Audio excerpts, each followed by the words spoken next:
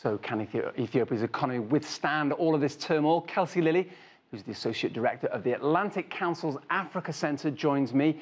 Kelsey, it's unprecedented in Ethiopia for a sitting Prime Minister to resign in office like that.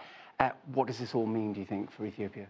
Well, in the short term, it means a lot of uncertainty. As you mentioned, this is the first time in modern Ethiopia's history that a leader has resigned. And this came amid really years, you can go back years of sustained protests about things like land, things like inclusive development, the economic growth rate not kind of feeding down to everybody, and about ethnic grievances, religious grievances as well. And so Ethiopia in the short term has a lot of things to figure out. The resignation of the prime minister in many ways kind of bolstered many people who felt that the EPRDF, the ruling coalition, wasn't listening to what people really wanted. And then the next day, those hopes were sort of dashed, right? It's kind of a mixed messages.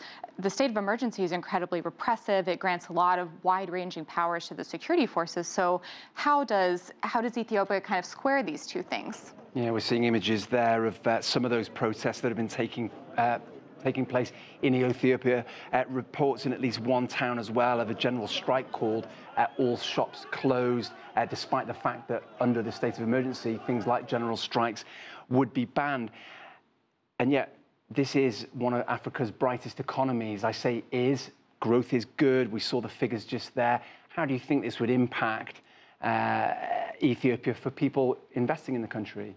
So it's again, the level of uncertainty is quite high at the moment, but what I would say is, as your opening segment notices, this is the second time in 2 years that there's been a state of emergency, and so I think it's useful to look back and see what happened in kind of the investment climate last time. So in 2016 to 2017, last time there was a state of emergency, we saw FDI drop by about 20% in a 6-month period, and that's consequential for Ethiopia, and it is the largest economy and the fastest growing in East Africa. Certainly, it's a trade partner for China, for the United States. And so what they do from here is quite consequential in terms of, can the state of emergency be rolled back? There is still time, I think, to show people that, to show foreign investors as well as regular Ethiopians that there is a place for them moving forward. That includes reforms and all sorts of other things. So what do you think the government's message is here? Well, I mentioned just a moment ago the borrowing cost dipping slightly. That would suggest that investors look at it and think, well, there's a state of emergency in place, but that should bring stability with it.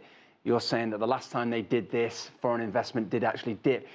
There's a dilemma for the government, isn't there? Because it wants to project this image that it is a stable democracy in Africa, a big investment opportunity for the Horn of Africa. Can you understand the government's position in all of this? Sure. I mean, they're certainly trying to project an image of stability, but I think, again, looking back at what happened last time, many of the grievances of these protesters are about kind of inequitable growth and the lack of inclusive growth in Ethiopia. And we actually saw in 2016, many of these foreign companies were targeted. Their equipment was damaged, farms were torched, certainly many vehicles were damaged in the unrest. And so foreign kind of business interests in Ethiopia in many cases are targets as well. And so for investors looking at, well, do we expand? Do we enter this market? I think that's a real concern for security of their equipment, but also their people. Just going back to the government situation, Kelsey, the government has released some 6,000 or so political prisoners, as you mentioned. That's been a long-standing problem in Ethiopia, particularly the last few years with people being rounded up and detained. Has it done enough, perhaps, to kind of try and meet these opposition, these protesters, a little bit halfway and release political prisoners?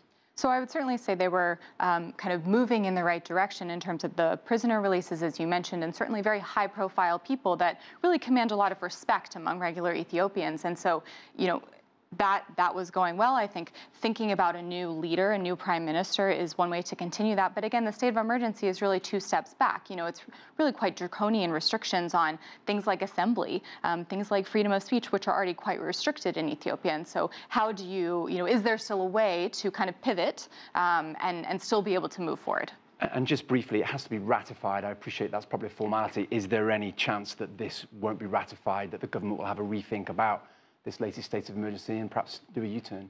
So it's certainly possible. I hope that the ruling coalition looks at it and does. I mean, the ruling party owns or has won every single seat in parliament in the last election, and so I think it's unlikely. At the same time, you're seeing some kind of, particularly among the coalition parties, you're seeing sort of increased aggressiveness and increased willingness to bring forward these reforms. So anything is possible, and I certainly hope that they take a second look.